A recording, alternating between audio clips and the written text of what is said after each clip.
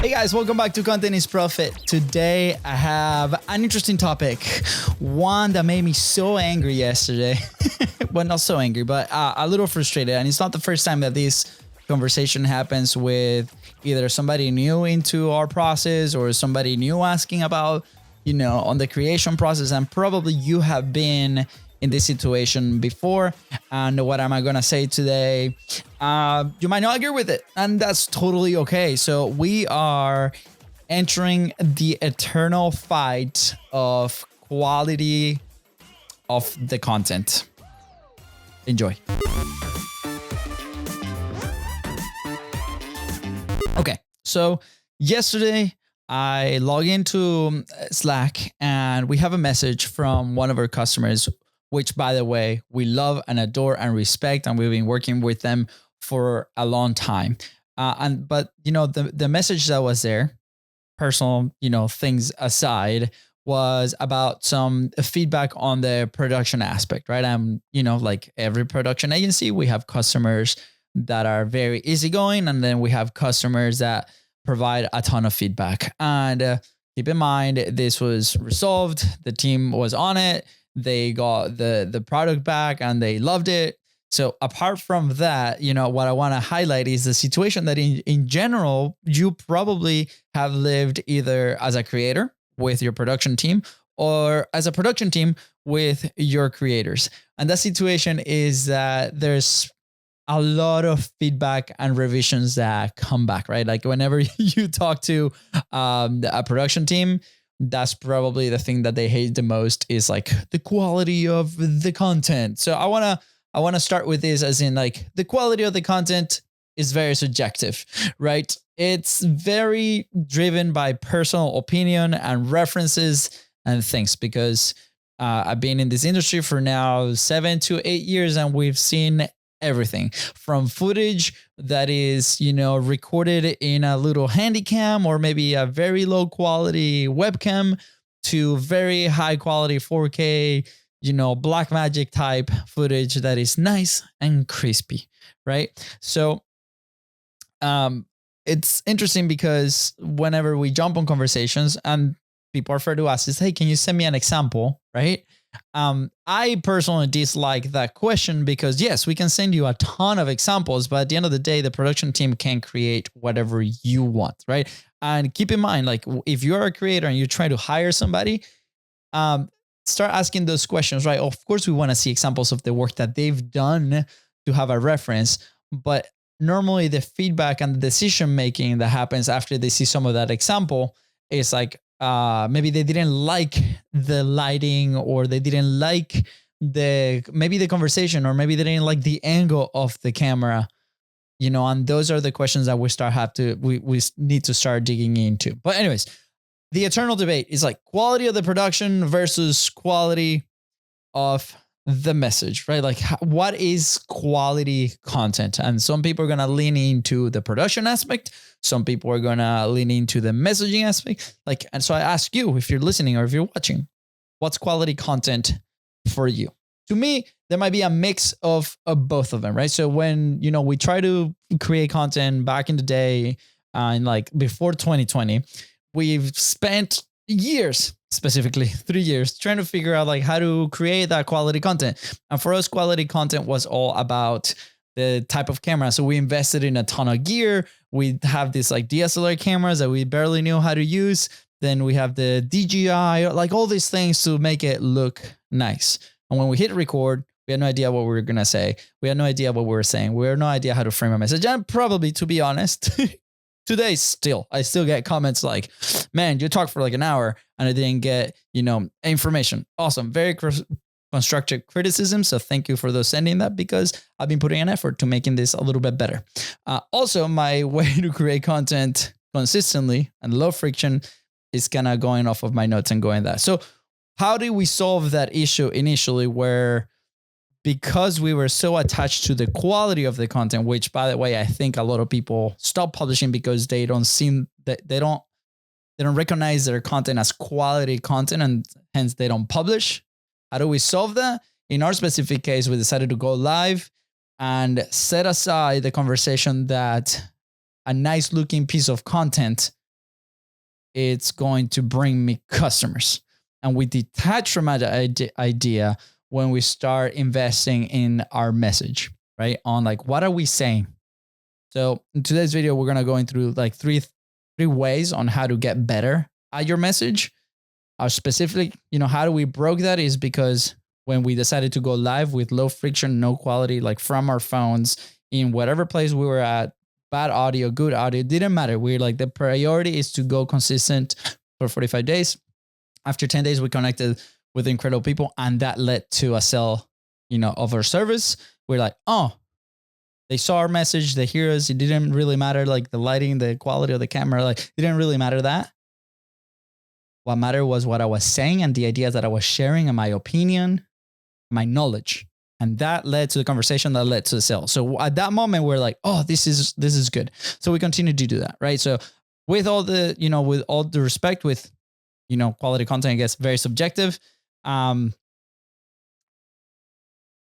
say there's going to be some kind of content that you are going to resonate, that you may be feeling proud to put out there, right?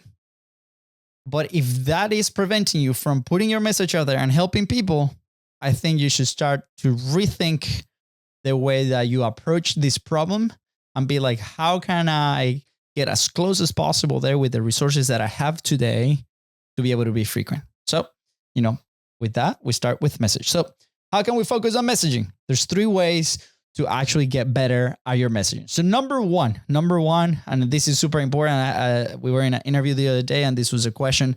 And I think number one starts with the idea or the thought that you are a creator. Like, you can create a beautiful message that's going to help a ton of people, right? So a lot of business owners and people that we've seen in the studio come in and start a podcast. They come in and they don't really believe they're a content creator. They think, I'm a business owner, I'm sharing this message.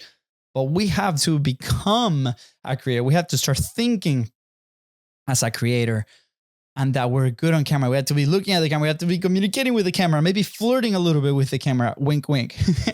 But that belief is what's going to start, and it's going to trigger the process so we can get better at our message, our sharing, our ideas, at doing that. So if you need some help, I highly encourage you. This is not a product like 45 Live. You can go live for 45 days. Start by sharing something that happened to you today in your day-to-day, and then attach that story with a lesson for your business, and then invite people to connect with you.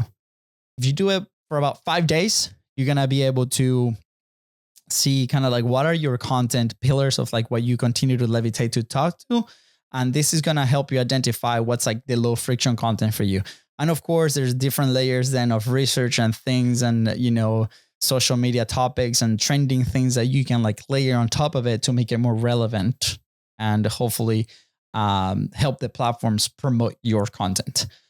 If you're not quite there yet, no worries. I think by the time this episode goes live, you can go to our Facebook group, contentisprofit.com. Come in, join. We're probably going to be in the middle of Find Your Voice Challenge, which is a 17-day challenge with a bunch of fun dares so we can trigger that creation. So number one, believe that you're a creator. If you're listening to this, I am pretty sure we have this knocked out. But if you're still having some identity crisis, just believe it. You'll be like, you are a creator, man. You are a creator. Your message is going to help a ton of people. Number two is we actually have to solve people problems. We actually have, with our content, we have to be providing a solution for those that are coming into our channels, right? So hopefully for you listening or watching Content is Profit, what I'm saying is making sense and it's making you move the needle forward. If it doesn't, please let me know, because that's the feedback that we need to do that. So a lot of this content in our specific case, we do it for ourselves too. There's a bunch of ideas we're documenting kind of like our day-to-day in the agency, our frameworks, or things that we put it out. So it does help us a ton. But at the same time, if we want to get to more people, then we have to help them solve the problem. So in our specific case, podcast episodes that have been like very specific to us, solving one specific problem, which are normally these solo episodes, are normally gaining more traction with the people that listen to it, right? If you have an interview show, or if you have a conversational show with like between a few people, just keep in mind that it might not be as optimized for audience, right? But the benefit to that, which we've talked before, It's the connection that you have with that person and the relationship that you can develop for a B2B, or a relationship that you can develop to move the business forward a little bit faster than if the audience kind of comes to you. So solve people problem. There's a great example of a physics professor. His name is Matt Anderson. I think by the time that we checked his channel, he had over 200,000 subscribers, right? And his last video was 2 years ago. He's a physics professor, and he stands behind like this transparent whiteboard, and he teaches physics on that. That's it. It's one shot, right? And do that. And there's another example that we saw. I can't remember the name, but it was literally a chalkboard in the back, right behind him. And he was talking to a camera, almost like a Zoom class, and he was doing that. And he had millions and millions of views because he was solving the students' problems, right? So as a creator, it's like, what is a problem that you solve and how you present it in a good, frequent, consistent way? There's layers to the production aspect. To is in like the base is like our message has to be good. So number one, you believe that you are a creator. Perfect. That's going to put you in position to be creative and figure out how to solve a problem in front of a camera, how to share those stories to get people to understand and stay with you. And the third one is be a student of your content. Like, how do we learn from the type of content that we put out there? So earlier I shared the fact that, we get some comments. I got a comment, I think the other day, I think I was doing a rant in one of these episodes. But like, dude, you spoke for like 30 minutes and I didn't get any of it. Like, perfect. I welcome that. Also, maybe you're new to the podcast and this is the vehicle that we're documenting like raw, really like what we're thinking and the things that we're putting out. And sometimes we're wrong, and that's okay. But at the same time, it's like, okay, I use that to be like, okay, how come maybe I have a little bit of a better structure in the content that we put out there every single week? So be a student of your content. Now, tactically, how can you do that? There's a couple of places that you can look at in your platforms, in your analytics, to help you get better. So we're going to frame it in two sides. We're going to frame it one podcast, like audio podcast. So the Spotify is the Apple podcast. And then on YouTube, which by the way, still learning, right? On our side for long form hasn't been the best, but it's okay. Our main platform is audio and we are open to this. So number one, right, for audio platforms, well, we want to look at it and is kind of like how many people are listening to this. So Spotify now, if you have your podcast on Spotify, is giving you really, really good analytics. It's almost like the click-through rate that YouTube has. So it'll show like this many people saw your episode and this many people started to listen to it. So that number right there, what we want to do is we want to try to increase it, for whatever. So look at it right now. I think it's like the creator portal that Spotify has. Go look at your show and see how many people are transferring. On Apple Podcasts is same thing. Like how many of the subscribers are listening to your podcast?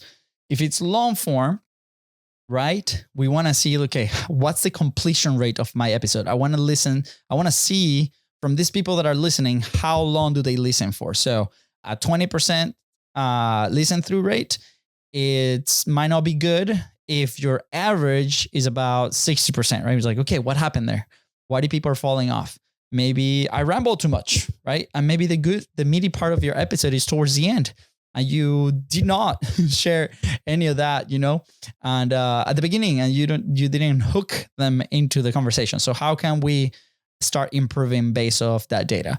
On YouTube, very similar click-through rate. So if your thumbnail or your headlines are not the best, how can we get that click-through rate to go higher every single time that we do that, right? And that comes with obviously thumbnail design and hooks into your episode. But then after that, it's like, how long are people staying watching the video?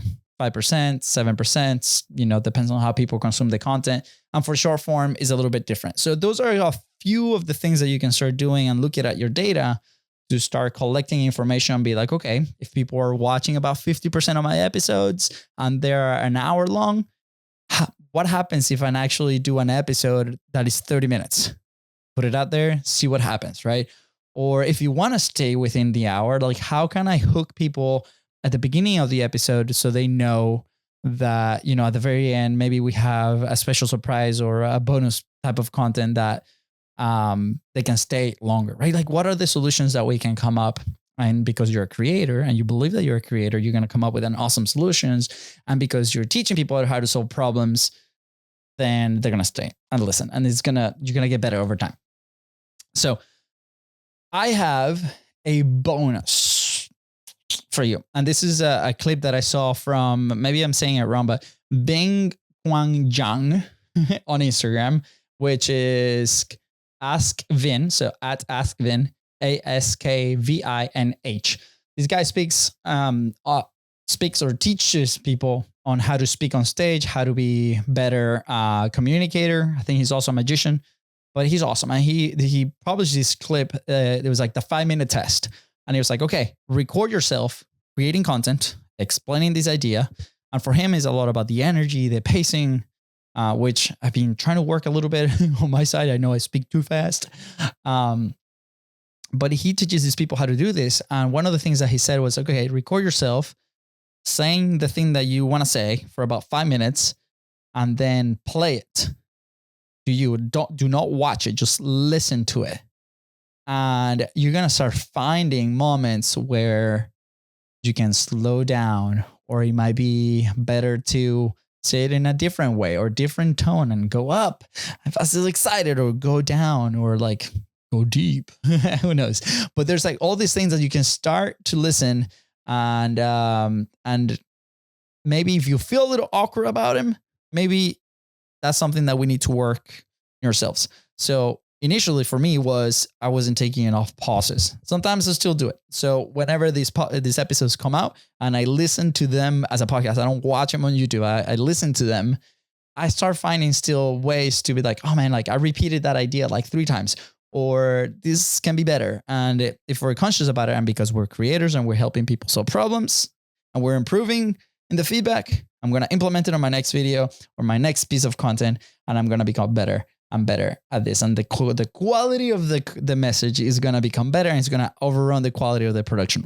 Once that's done and we continue to work on this on our message, then we can start putting resources into the production and kind of get creative on how we present that idea. So I hope today was useful. Maybe at the beginning I rambled a little bit. I was really mad yesterday, but not anymore. He gave me the topic for the episode today, and I hope this moved the needle forward for you. So have you encountered something like this? Are you super fixated in the quality, as in production value, right? Versus your message? Let me know. Does this resonate with you? Do you agree with me? Do you disagree with me? Put it in the comments right below. Send me a DM at BizRosco. Come join us in our Facebook group, Content is Profit. We are running the Find Your Voice Challenge, and something really cool is going to happen at the end of this. So anyways, I'm excited. Thank you so much for listening, and I'll see you soon. Take care.